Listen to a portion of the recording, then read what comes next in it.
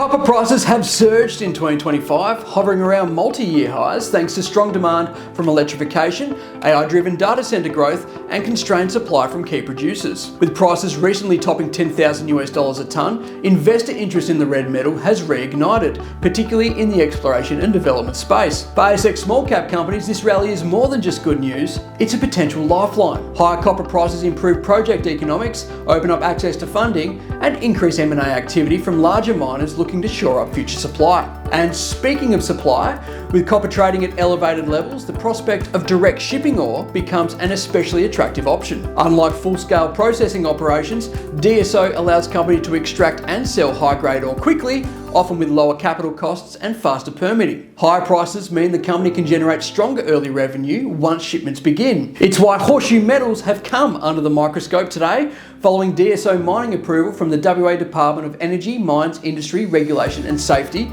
for the company's Horseshoe Lights copper gold project in Western Australia. Horseshoe shares are up almost 20% today, with almost 3 million shares traded as of midday Eastern, as investors recognise the enormity of this milestone. And it has been a long time coming for Horseshoe. Its Horseshoe Lights copper gold project is the original copper gold VMS discovery in the Bryah Basin and is approximately 60 kilometres west of Sandfire Resources' famed Dagurusa copper mine. Past production from Horseshoe Lights includes around 316,000 ounces of gold and 55,000 tonnes of copper metal in 2 phases of mining, and the deposit contains a current in situ resource for 128,000 tonnes of copper metal at 1% with a 0.5% cutoff and 36,000 ounces of gold, as well as a flotation tailings resource of 6,800 tonnes of copper metal at 0.48%. If you crunch the numbers, an MRE of 134,000 tonnes of copper and a copper price mooning at $10,000 a tonne lands the project value of Horseshoe Lights somewhere in the vicinity of $2 billion, the definition of a copper whopper. And recent grab samples have assayed up to 40.3% copper, excellent for DSO, showing that this is a project of not only size and scale, but grade as well. Backed by storied mining executive Michael Photius, who is credited with creating the initial value in the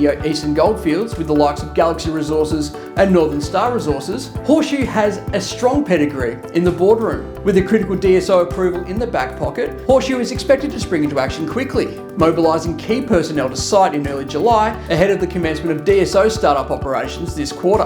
And with discussions progressing favourably with several potential offtake partners, the company anticipates that demand for Horseshoe Lights DSO product will be strong, allowing for potential early cash flows to be realised from the project in coming months. And as the mooning copper price coincides with DSO approvals, investors typically respond positively to near-term revenue potential, especially when supported by favourable market conditions. It's why Horseshoe, with a market cap of just 14 million, is certainly one to monitor closely.